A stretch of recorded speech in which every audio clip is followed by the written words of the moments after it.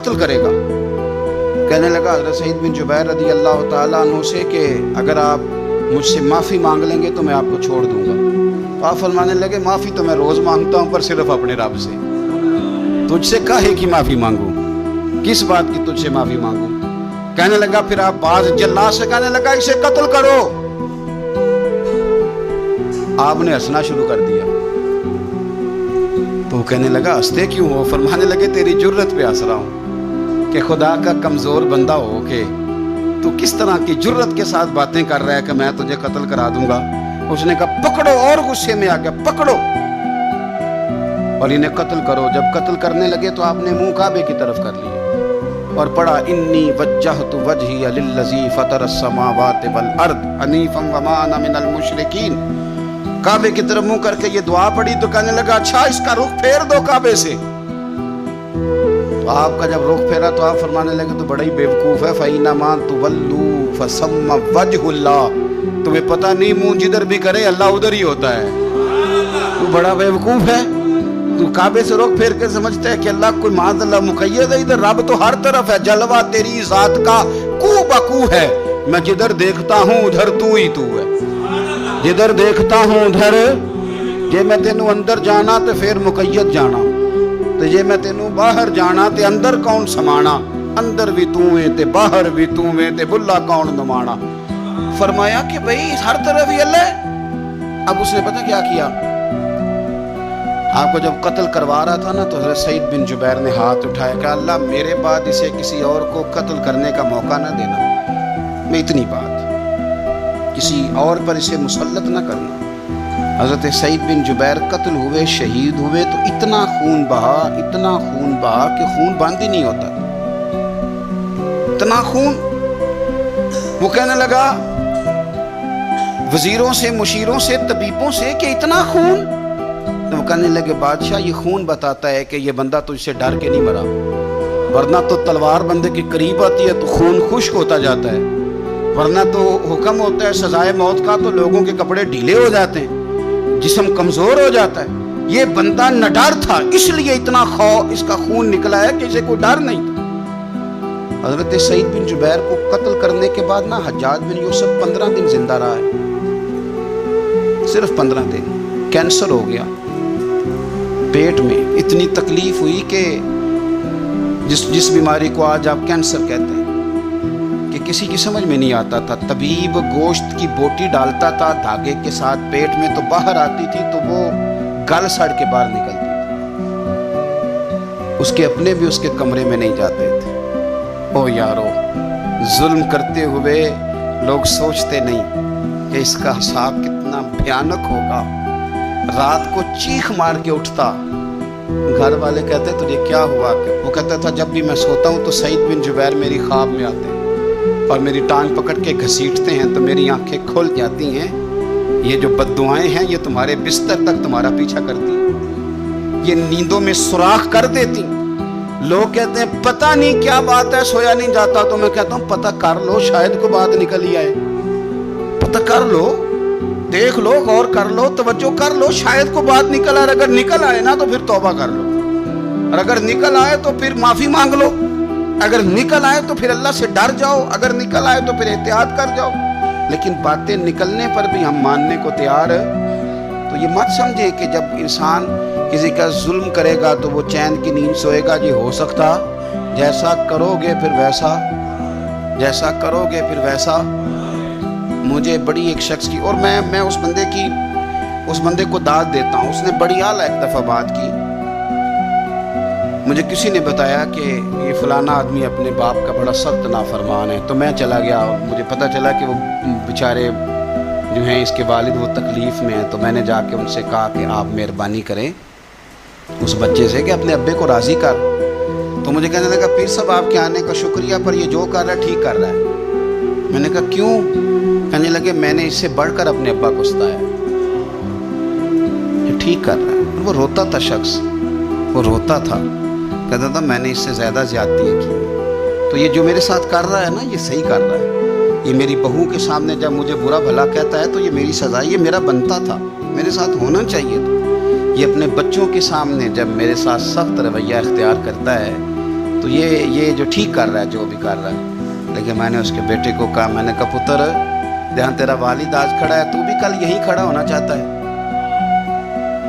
تیرا بھی ارادہ ہے کہ اسی جگہ کل تجھے کھڑا کیا جائے اسی کٹہرے میں. کہنے لگا نہیں. تو میں نے کہا پھر تو اللہ پہ چھوڑ, تو کس چکر میں پڑ گیا. آپ یقین کریں, آپ سکون دیں, دل پہ ہاتھ رکھ کے اپنے آپ سے پوچھ لو کہ ماں باپ جن کے چلے گئے وہ راضی گئے. نہ کسی کو بتانا, نہ کسی سے ذکر کرنا, وہ اپنے آپ سے پوچھ لو. اگر وہ راضی نہیں گئے تو پھر قبروں پہ جاؤ, پھر ان کے لیے دعائے مغفرت کرو, پھر قبر پہ ہی بیٹھ جاؤ. میرا رب تو وہاں بھی تمہاری صلح کرانے کو تیار ہے, وہاں بھی کرم کر دے گا.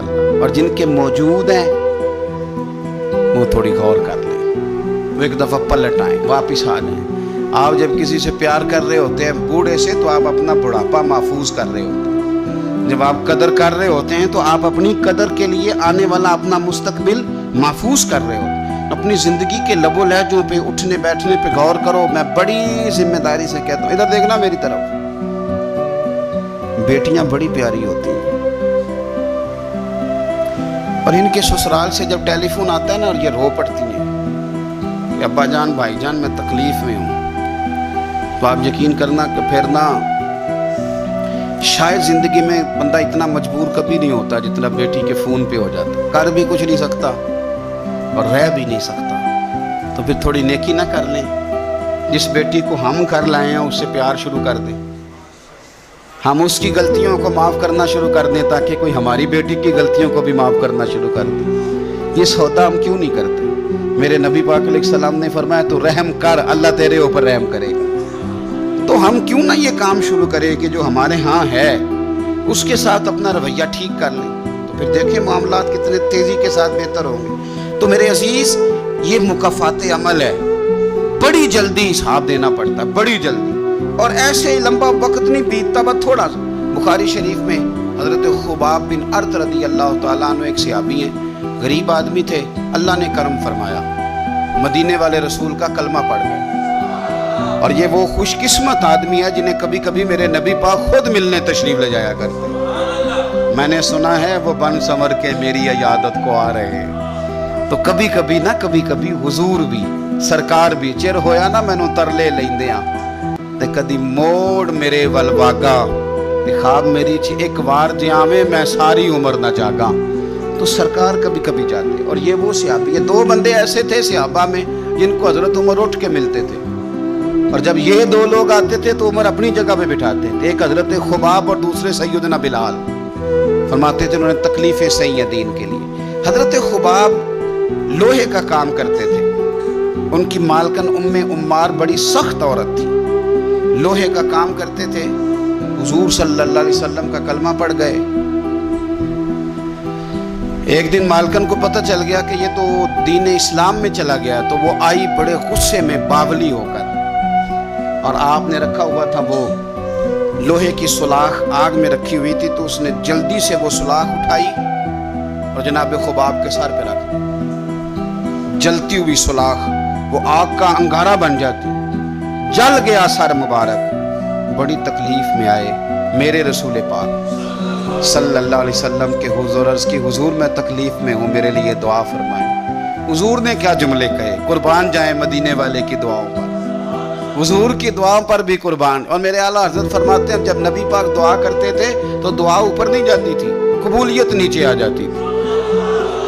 خدا کی رضا چاہتے ہیں دو عالم, خدا چاہتا ہے رضائے محمد صلی اللہ علیہ وسلم. اجابت کا جوڑا, عنایت کا صحرا, دلہن بن کے نکلی دعائے محمد, اور اجابت نے جھک کر گلے سے لگایا بڑی ناز سے جب دعائے محمد صلی اللہ علیہ.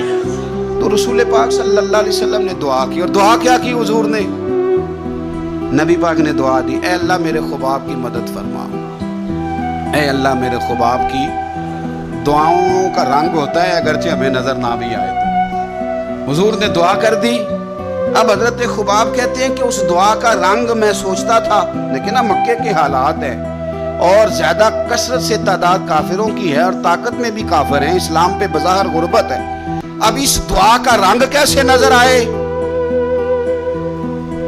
لیکن اگر کرم کرنے والا اللہ ہو تو پھر ضروری نہیں کہ ظاہر یہ اسباب لوگوں کی نظر میں آئیں، پھر وہ رنگ بنا لیتا ہے، پھر وہ ساری رحمتیں خود بخود فرما دیتا ہے۔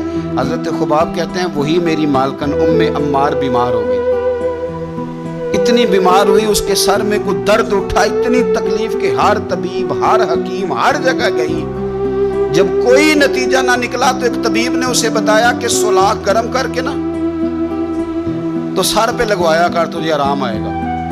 تو آپ فرماتے ہیں پھر ایک دن وہ گھر آئی اور گھر آ کے مجھے کہنے لگی لوہے کی سولاخ اچھی طرح آگ میں تپا کے نا تو میرے سر پہ رکھ۔ کہتے ہیں لوہا تپ رہا تھا، میں پکڑ رہا تھا، اس پہ سر پہ رکھ رہا تھا اور مدینے والے رسول پہ درود و سلام پڑھ رہا تھا۔ میں گویا میری توجہ حضور کی اس دعا کی طرف چلی گئی جو سرکار نے فرمائی کہ یہ انداز ہے قبولیت کا، یہ انداز ہے کہ کوئی جنگ نہیں کرنی پڑی، کوئی بہت زیادہ انقلاب، بس حضور نے دعا کر دی اللہ اس کی مدد فرما۔ تو کچھ فیصلے اللہ پہ بھی چھوڑ دینے چاہیے، بڑی جلدی رب کریم وہ فیصلے فرما دیتا ہے اور بڑی جلدی انصاف ہوتا ہے۔ ہم لوگ نا احتیاط نہیں کرتے، نہ بولنے میں، نہ چلنے میں، نہ بات کرنے میں، نہ ہم دیکھتے ہیں کہ بندہ کس کیٹیگری کا ہے، نہ ہم نے سفید داڑیاں دیکھنی ہے، نہ ہم نے علم دیکھنا ہے، نہ ہم نے کوئی دین کی نسبت دیکھنی ہے، نہ ہم نے تقویٰ دیکھنا ہے، کیونکہ اس وقت میرے ذہن کو بات چڑھ گئی ہے تو وہ ہم نے کر کے چھوڑ دی۔ ہم نے سٹیٹس بھی نہیں دیکھنا کہ بندہ سامنے جو ہے اس کا معیار کس لحاظ کا ہے، اور وہ کہتے ہیں جی میں بڑا جذباتی ہوں تو میں اماں کے سامنے بول پڑتا ہوں، میرے سے بات ہو جاتی ہے، تو میں کہتا ہوں تو بالکل جذباتی نہیں، اگر اماں کے سامنے بول پڑتا ہے تو ایس ایچ او کے سامنے بھی بول کے دکھا، پھر تیرے پتہ چلے گا۔ اگر تو جذباتی ہے اور ابا کے سامنے تجھے غلطی لگ جاتی ہے تو جج صاحب کے سامنے بھی غلطی لگے نا، پھر تو تیرے جذبات کی سمجھ آئے۔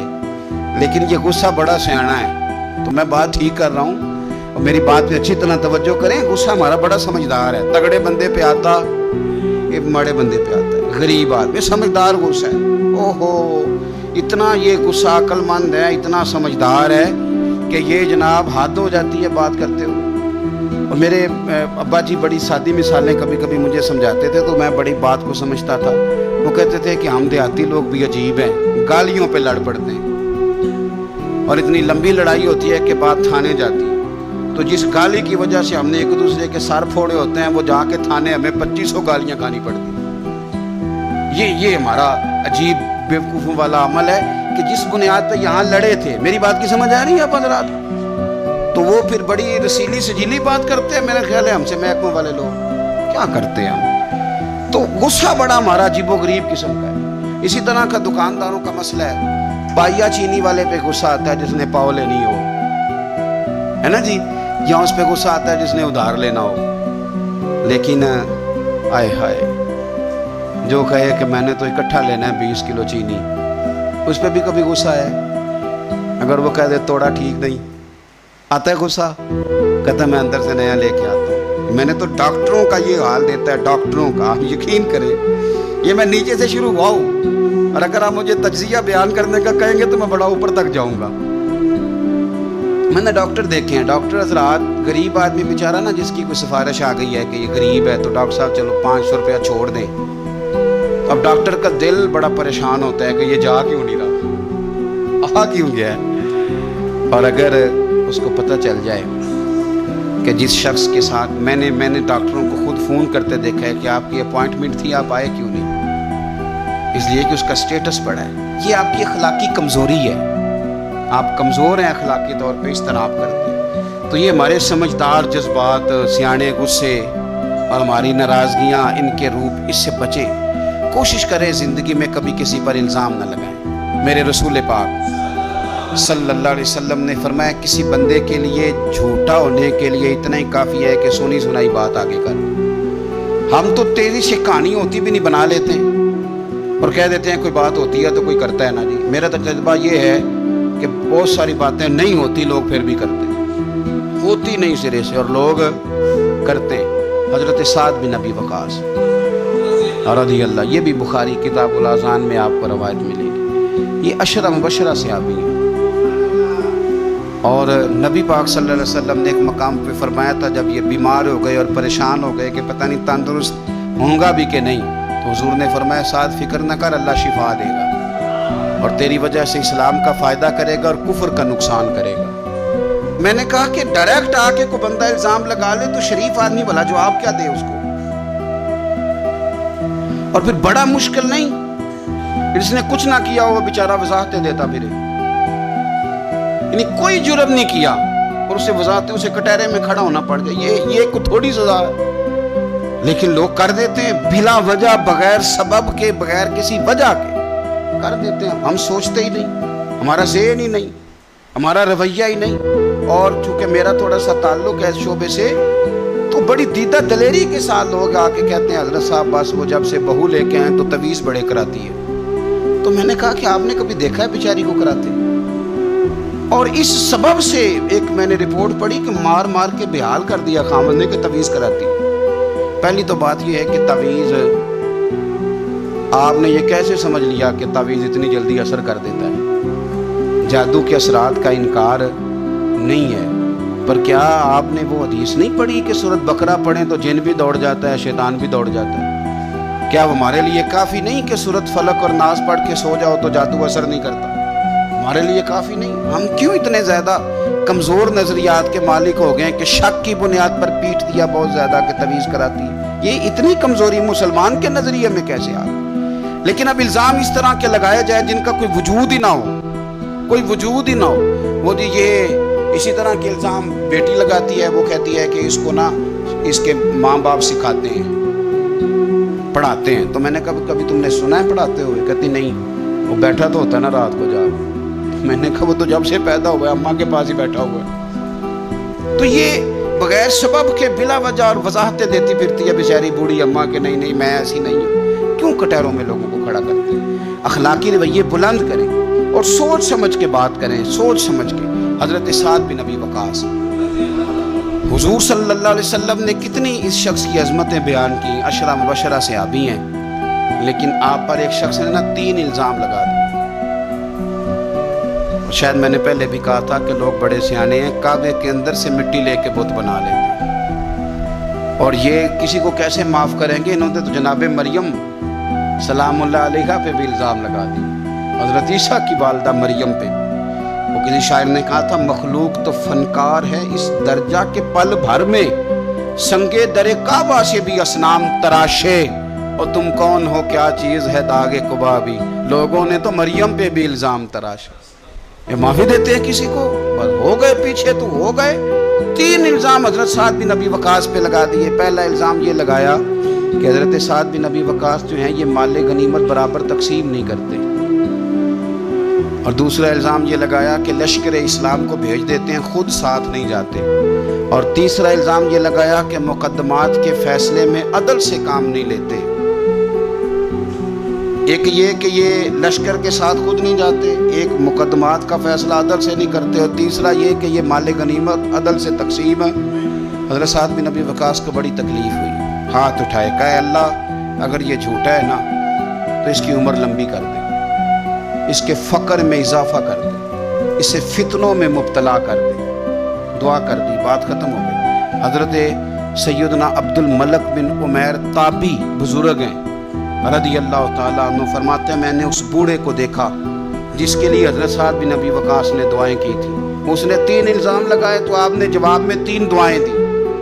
آپ نے کہا اے اللہ اس کی عمر لمبی فرما، فقر میں اضافہ کر، اسے فتنوں میں مبتلا کر۔ آپ فرماتے ہیں میں نے اسے دیکھا اتنا بوڑھا ہو گیا تھا، کمر جھک گئی تھی، یہ بھمیں اس کی آنکھوں پہ آ گئی، چلا نہیں جاتا تھا، اور کبھی وہ مالدار ہوتا تھا، پر حضرت سعد بن ابی وقاص کی دعا نے اتنا پیچھا کیا کہ در در کی بھیک مانگنے پہ مجبور ہو گیا، اور بڑھاپے میں بھی اس کے فتنے کا یہ عالم تھا کہ ضعیف ہو گیا، عورت کی خواہش رہی نہیں وجود میں، لیکن پھر بھی راہ جاتی عورت کو چھیڑ دیتا تھا، اور یقیناً پھر اس کی وجہ سے وہ مار کھاتا تو چوکوں اور چوراہوں میں، تو لوگ اسے کہتے تھے کہ تو اس عمر میں بھی باز نہیں آتا، تو وہ کہتا تھا میں تمہیں کیا بتاؤں، سعد بن ابی وقاص کی دعائیں میرا پیچھا کرتی، وہ میں نے ان کو تکلیف دی تھی، تو آج تک میں فتنے میں مبتلا ہوں، فتنے میں کہ میں جاتی جاتی خاتون کو پتہ نہیں مجھے کیا ہو جاتا ہے، اور پھر مجھے بے عزتی کا منہ دیکھنا پڑتا ہے اور رسوائی کا۔ تو کیوں لوگ بد دعائیں لیتے ہیں، اور کیوں کر کے لوگ اتنا سخت اپنے آپ کو بنا لیتے ہیں کہ وہ نیک صالح اور پاک لوگوں کے بارے میں بھی ان کے نظریات اس طرح کے ہو جاتے. خدا را زندگی میں بڑی تکلیفیں آ جائیں گی اگر ہم ان چیزوں سے نہیں بچیں گے. یاد رکھیں جیسا کریں گے پھر ویسا بھریں گے. بولیں بھی سوچ کے, چلیں بھی سوچ کے, مخالفت بھی کریں تو سوچ کے, اور اتنی جتنی کسی کی بنتی ہے. الزام بھی لگائیں تو خدا را اللہ سے ڈر کے, فٹافٹ نہیں, جلدی نہیں. آپ ہر چوتھے بندے کے بارے میں لوگ نہیں کہہ رہے فلانا پیسے کھاتا ہے, بھئی آپ نے دیے یا آپ گواہ بنے جب وہ کھا رہا تھا, آپ نے یہ کیسے بات کر دی. تو ہم تیزی کے ساتھ اس طرح کے اعمال اکٹھے کر رہے ہیں کہ جو ہمارے لیے اذیت کا سبب بنیں گے. میرے رب نے فرمایا احسان کرو, نیکی کرو تاکہ بدلے میں تمہیں بھی نیکی ملے. حل جزاء الاحسان